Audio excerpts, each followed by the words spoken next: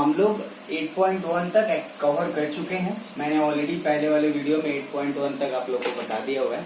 अब हम लोग उसका नेक्स्ट पार्ट करेंगे जो आपका है एक्सरसाइज के हिसाब से 8.2 पड़ेगा। तो इसमें बेसिकली क्या पढ़ना है, ये अब इजी है, ये पहले वाले से काफी इजी है। तो इसमें हम लोग जनरली बात करेंगे वो वैल्यूज की बात करेंगे, यानी कि 30 डिग्री की वैल्यूज क्या होगी, 60 की क्या होगी, 45 की क्या होगी, उस पर करेंगे। तो वो उसका एक ट्रिक है याद रखने का, क्योंकि आपको इसमें वैल्यूज को कोई इसका आपसे रिक्वेस्ट है कि आप याद करने की कोशिश नहीं करेंगे, बल्कि एक बार टेबल खुद बना लेंगे 1-2 बार और क्वेश्चंस उस पर प्रैक्टिस करेंगे। याद रखिए, मैं बार बार बोल रहा हूँ, इस चैप्टर के लिए प्रिकॉशंस ये है कि आपको क्वेश्चंस प्रैक्टिस करने हैं और जो मैं आपको समझा रहा हूँ वैल्यूज, उसको एज इट इज याद करना है और दूसरा कुछ नहीं करना।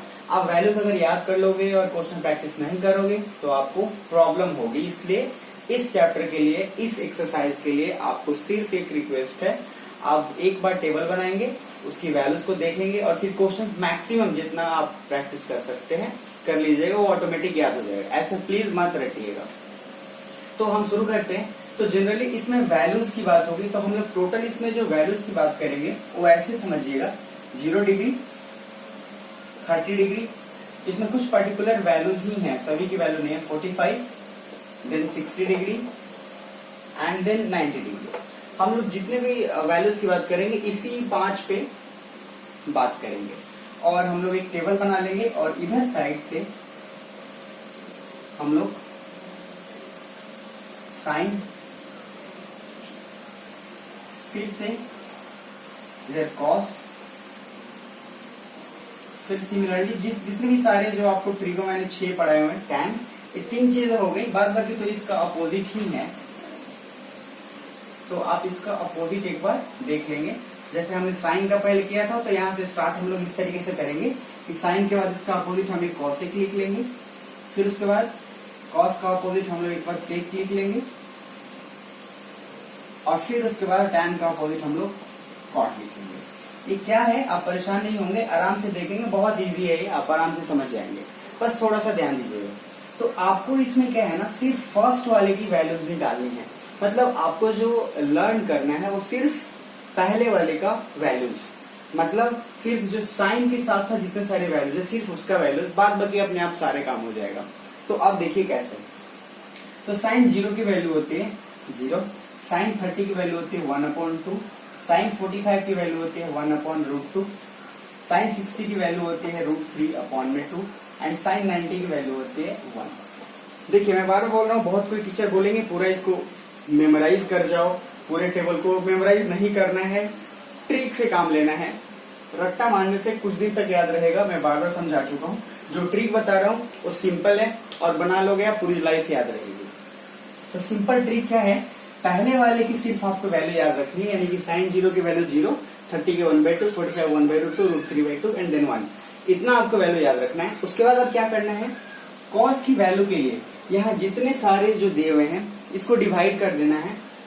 किससे, तो जनरली आपको सिर्फ डिवाइड करने से पहले ये जो वैल्यू आपने लिखा है इसका सिर्फ इधर से आप स्टार्ट करते रहिए। जैसे साइन 0 की वैल्यू 0 थी, अब साइन 90 की वैल्यू क्या है 1, तो आपको इसका अपोजिट लिखना शुरू कर देना है। जैसे 1 यहाँ पे है, इधर से काउंट करके इस 1 पे यहाँ लिखिए, फिर क्या है √3/2, तो यहाँ पे √3/2 लिख दीजिए, फिर 1/√2, 1/√2, फिर क्या है 1/2, 1/2, फिर क्या है 0, देन 0।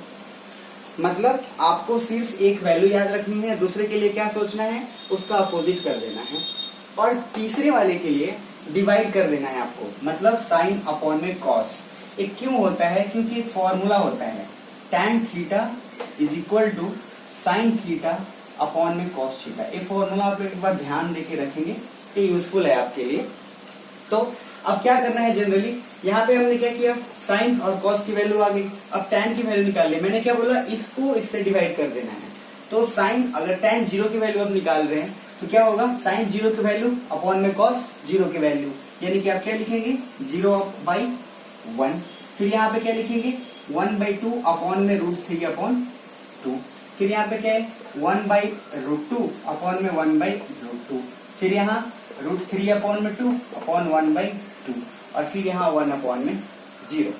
जनरली ये क्या है, जब आप इसको, मैं सिर्फ यहाँ पे वैल्यू लिख रहा हूँ, इसकी वैल्यू तो अलग होगी। अब जैसे क्या है 0/1, ये होगा 0। अब एक चीज ध्यान रखिएगा, फिर यहाँ जब आप इसको कट करेंगे 2 और 2 कैंसिल हो जाएगा, यहाँ वैल्यू आ जाएगा 1/√3।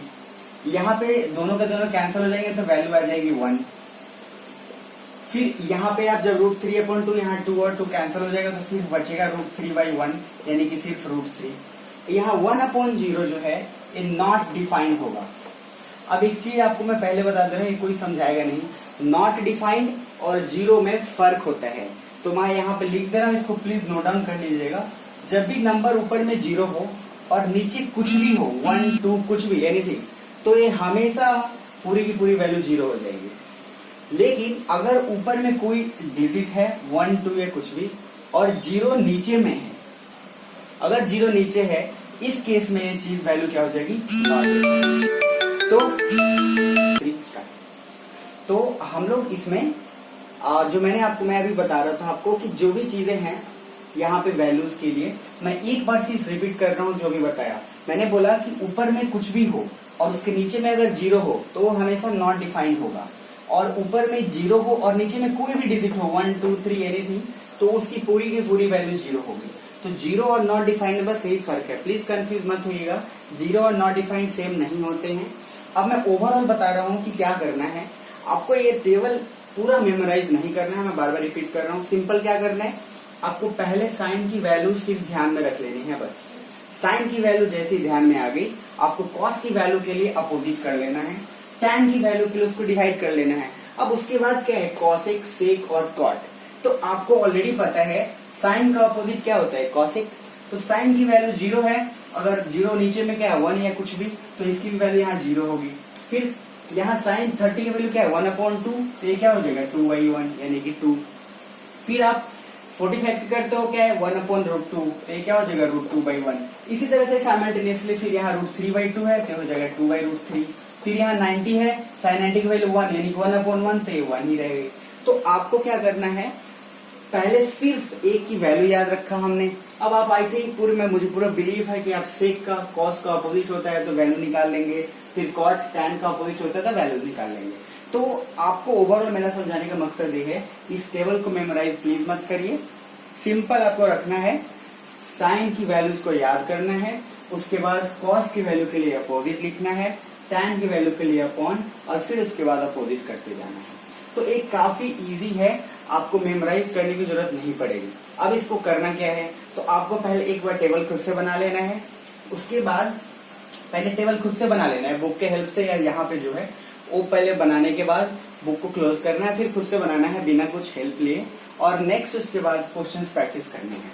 अब इसमें क्वेश्चंस का क्या है, बिल्कुल बेसिक चीजें हैं, क्वेश्चंस में कोई प्रॉब्लम नहीं होगा, आपको बिल्कुल इजीली सॉल्व होगा, बस आपको वैल्यू याद रखना है। जैसे मैं थोड़ा सा आपको हिंट देता हूँ, अब मान लीजिए एग्जाम्पल है, आपको इसमें क्वेश्चंस कैसे पूछेगा, ऐसे पूछेगा साइन 30 इंटू कॉस 60 अपॉन में साइन 60 कॉस 45, कुछ भी आपको क्या करना है, साइन 30 की वैल्यू रखनी है, यानी कि साइन 30 की वैल्यू ऊपर से आप क्या है 1/2, कॉस 60 की वैल्यू क्या है मान लो √3/2। तो आप इसको अपोजिट कर लीजिए। जैसे cos 60, तो cos 60 की वैल्यू भी क्या है 1/2, तो 1/2 रखे, फिर सिमिलरली sin 60 की वैल्यू रखी cos 45 की, और इसको कैलकुलेट कर लिया। तो मैं एक और एग्जांपल के लिए एक छोटा सा वीडियो बना के आपको बता दूंगा, बट तब तक इस चैप्टर का 8.2 आपको कवर कर लेना है। आई होप आप इसको कंप्लीट करके जो भी डाउट होगा मेरे को मैसेज कर देंगे। तब तक फिर हम लोग नेक्स्ट वीडियो में मिलेंगे। बिल्कुल ये बिलीव करता हूँ कि आप 8.2 कंप्लीट करके कर लेंगे, और कोई डाउट हो तो आप जरूर मेरे से पूछ लेंगे।